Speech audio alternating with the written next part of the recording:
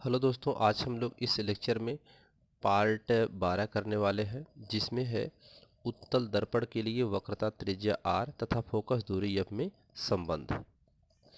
तो यहाँ पर ये फिगर है, उत्तल दर्पण है M1 M2। मुख्य अक्ष के समांतर आने वाली प्रकाश किरण दर्पण से परावर्तन के पश्चात फोकस पर आती हुई प्रतीत होती है। ये इसका किरण आरेख के नियम में हम लोग उत्तल दर्पण के पढ़ चुके हैं पिछले वीडियोज़ में।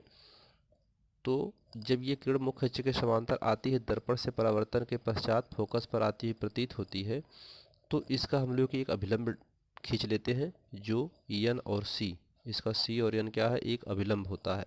ठीक है, तो परावर्तन के नियम से देखेंगे तो ये कोण, आपतन कोण और परावर्तन कोण दोनों आपस में बराबर होंगे। ठीक है, तो ये कोण भी इसके बराबर होगा इसो। ठीक है, कौन सा कोण होगा, इस शीर्षाभिमुख कोण होगा। शीर्षाभिमुख कोण मतलब 180 अंश पे इसको देखेंगे तो यहाँ से ये कोण क्या होगा, इसके बराबर होगा। कोण आई कोण टी के बराबर होगा, क्योंकि ये संगत कोण है। ठीक है, तो संगत कोण आपस में बराबर होते हैं, तो ये कोण आपस में बराबर होंगे। तो यहाँ पर इसके बारे में कुछ लिखा गया है, आप उसको देख लीजिए, फिर इसका निगमन करते हैं।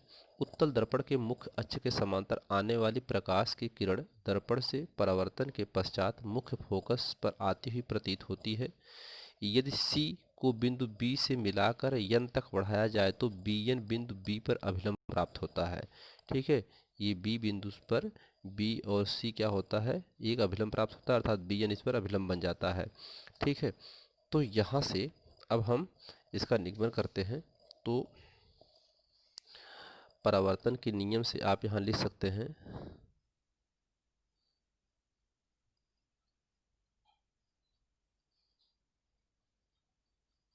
परावर्तन के नियम से आपतन कोण I बराबर परावर्तन कोण R आपस में बराबर होता है। समीकरण नंबर 1।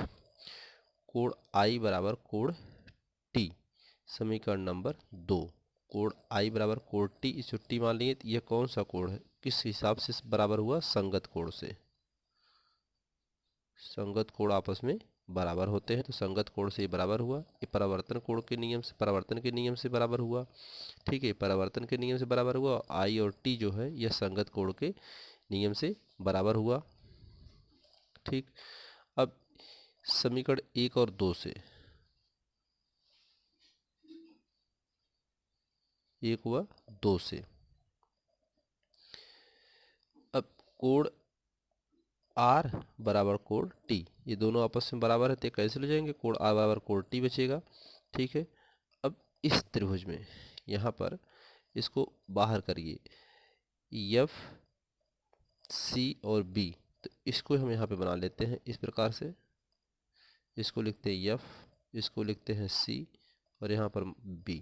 ठीक है, F C B को बाहर कर लेते हैं, तो जो यहाँ पर F और C है यह अलग होगा और बराबर होंगे इसमें F और B और F और C।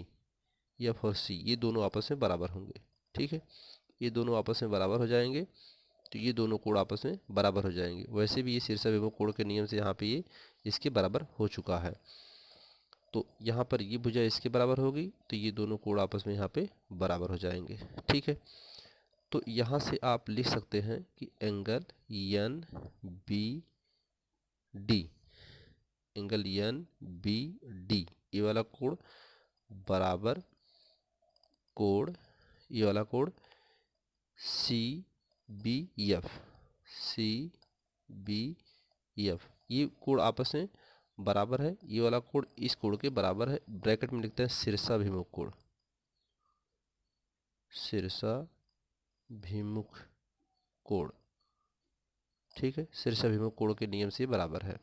तो यहाँ पर कोण एफ सी बी बराबर कोण सी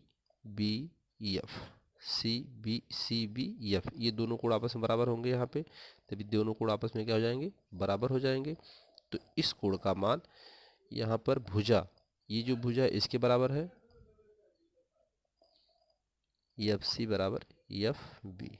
ठीक है, अब त्रिभुज के सामने की कोण क्या होती है, बराबर होते हैं। त्रिभुज की जो भुजा बराबर होती है, कोण भी उसके क्या होते हैं, समान होते हैं। तो ये इसके बराबर, ये इसके, दोनों भुजा बराबर है, दोनों कोण भी आपस में बराबर हो गए। तो अब यहाँ पर लिख सकते हैं F B is equal to F C, F B is equal to F C, ये चीज लिखा गया यहाँ पे। तो इसमें पी सी, पी और सी अब लिखना हमको, पी सी लेंगे तो दोनों दूरी यहाँ पे जोड़ देंगे, तो पी सी बराबर हो जाएगा क्या, P F plus F C हो जाएगा। तो P C is equal to, यहाँ पर देख रहे हैं कि जो पी एफ है प्लस एफ सी, ये दोनों आपस में बराबर हैं। यहाँ पर लिख सकते हैं पी एफ।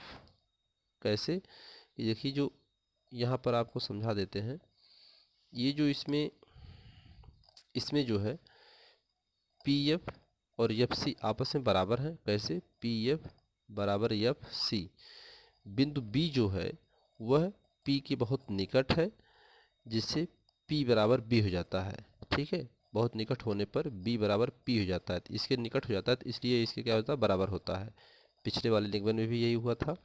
तो यहाँ पर P C is equal to 2PF हो जाएगा। तो P C is equal to, इसको लिख सकते हैं PF is equal to, PF is equal to, यहाँ इसका भाग हो जाएगा, PC बटा 2 हो जाएगा। तो PF बराबर P और C, PC क्या है, R है, और बटा 2, PF का मान क्या है, PF का मान F है। फोकस दूरी यहाँ से यहाँ तक क्या होती है, फोकस दूरी, तो यहाँ F लिख देंगे। तो यही हमें लाना था, F बराबर R/2 हो गया। तो F बराबर R/2 को लिख सकते हैं R बराबर 2F। तो हम लोगों ने देखा कि अवतल दर्पण और उत्तल दर्पण का जो एफ और आर में संबंध है, दोनों का एक ही सूत्र होता है, लेकिन दोनों का अलग अलग निगमन करके देख लिए। ठीक है, अब इस पर आधारित कुछ सवाल को देखते हैं। तो 10 सेंटीमीटर फोकस दूरी की अवतल दर्पण की वक्रता त्रिज्या कितनी होगी। तो 10 सेंटीमीटर फोकस दूरी यह बराबर दिया है और वक्रता त्रिज्या r पूछ रहा है। तो सूत्र क्या होता है, r बराबर 2f होता है। तो 2 और f का मान 10 दिया है, तो वक्रता त्रिज्या कितनी हो जाएगी, 20 हो जाएगी। ठीक है, तो ये पहला सवाल हो गया, बहुत सरल है, आप समझ सकते हैं आसानी से। एक अवतल दर्पण की वक्रता त्रिज्या 40 सेंटीमीटर, इसकी फोकस दूरी ज्ञात कीजिए। इसमें फोकस दूरी पूछा हुआ है, r दिया है 40, यह पूछा हुआ है, तो यह बराबर R/2। तो यहाँ पर r की जगह 40 रख देंगे, बटा 2, यह कितना आ जाएगा, 20। तो यह बराबर कितना आ गया, 20 सेंटीमीटर आ गया। यहाँ पर देखिए, हम लोग पढ़े वक्रता त्रिज्या जो होती है वो फोकस दूरी की दुगनी होती है यहाँ पे। ठीक है, यहाँ पर आप बोल सकते हैं कि वक्रता त्रिज्या फोकस दूरी की आधी होती है। ठीक है, दुगनी या आधी। ठीक है, अगर r दिया है तो f उसका आधा होगा, f दिया है तो r उसका दुगना होगा। ठीक है, एक और उदाहरण देख लेते हैं। उत्तल दर्पण की फोकस दूरी ज्ञात कीजिए जिसकी वक्रता त्रिज्या 32 सेंटीमीटर है।